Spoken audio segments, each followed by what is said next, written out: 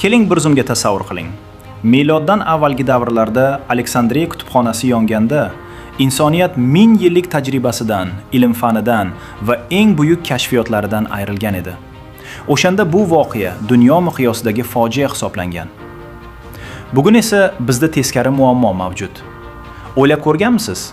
Dunyoning barcha kutubxonalari sizning cho'ntagingizda, smartfoningiz ichida joylashgan. Lekin fojia shundaki, biz ularni ochmaymiz. Nima uchun dunyoning eng boy odami Bill Gates har yili 50 ta kitob o'qiydi?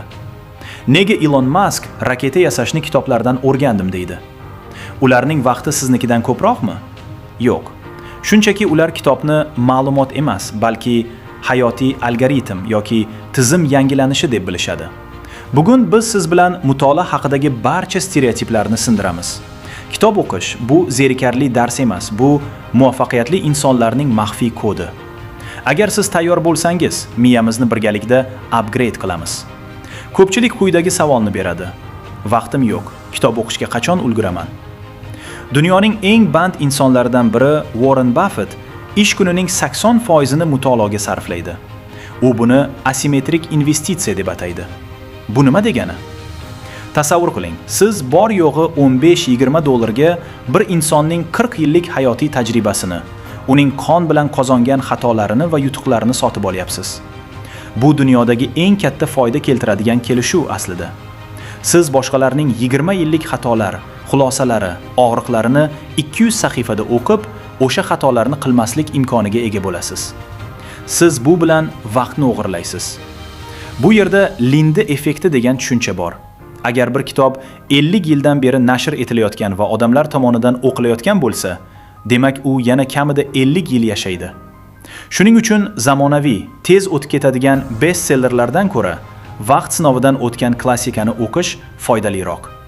Shu o'rinda muvaffaqiyatli insonlar amal qiladigan 5 soatlik qoidani esa olish kerak. Bu haftasiga kamida 5 soatni ongli ravishda bilim olishga sarflash. Bu sizni jamiyatning 1% elita qatlamiga olib chiqadigan eng qisqa yo'ldir. Bu shunchaki motivatsiya emas, bu intizom bilan o'rganadigan fandir. Mutolaa paytida miyangizda biologik o'zgarishlar yuz beradi. Olimlar aniqlashicha, kitob o'qish miyadagi oq modda sifatini yaxshilaydi. Bu modda neyronlar o'rtasidagi bog'liqlikni va ma'lumot uzatish tezligini ta'minlaydi.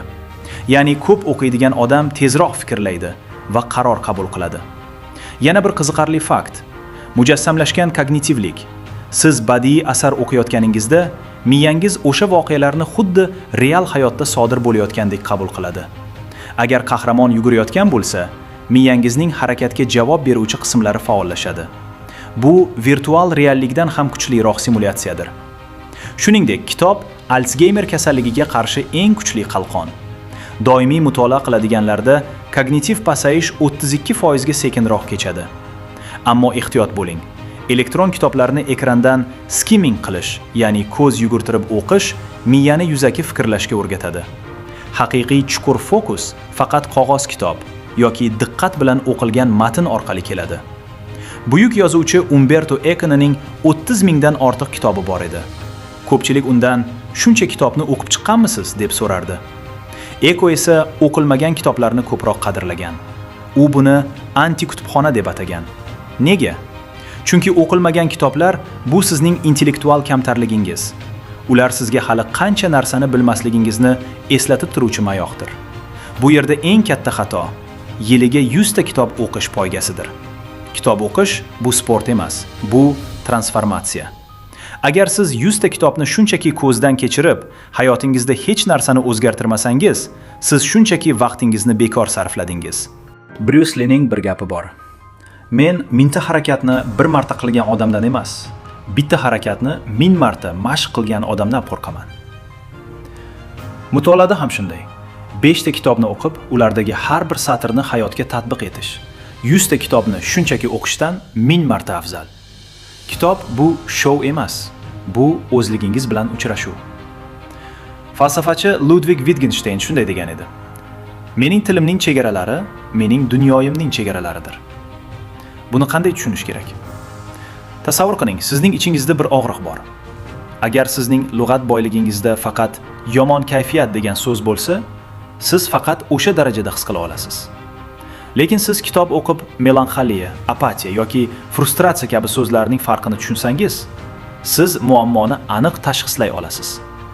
Muammoni nomlash uni hal qilishning yarmi demakdir. Lug'at boyligi bu ijtimoiy lift. Boylar va muvaffaqiyatli insonlar foydalanadigan so'zlar soni o'rtacha qatlamnikidan bir necha barobar ko'p.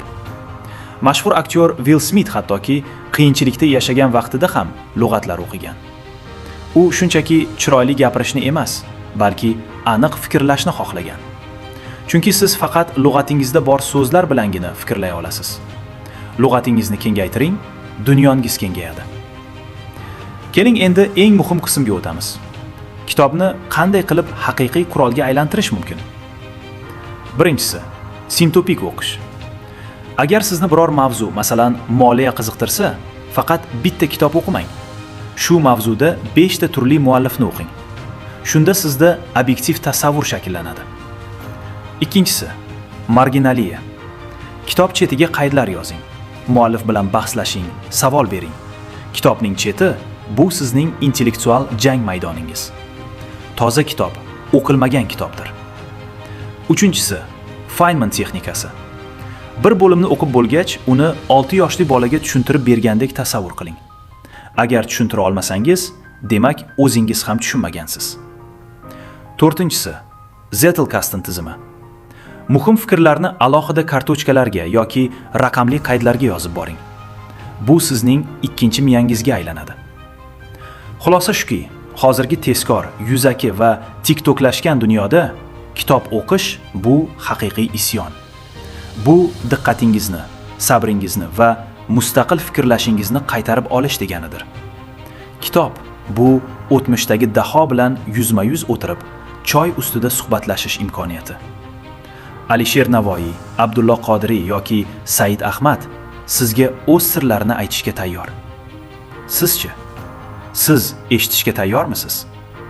Esingizda bo'lsin, siz hayotingizni butunlay o'zgartirib yuboradigan o'sha bitta to'g'ri kitobdan atigi bir qadam uzoqdasiz. Uni qidirishdan to'xtamang. Siz oxirgi marta qaysi kitobni o'qidingiz va u sizga nima berdi? Izohlarda albatta yozib qoldiring. Biz har bir fikrni o'qiymiz. Bu Info Qadam loyihasi edi. Bilim bilan qadam tashlang. Dunyo qarashingizni o'zgartiring. Kanalga obuna bo'ling va videoni do'stlaringizga ulashing. Keyingi videolarda ko'rishguncha omon bo'ling.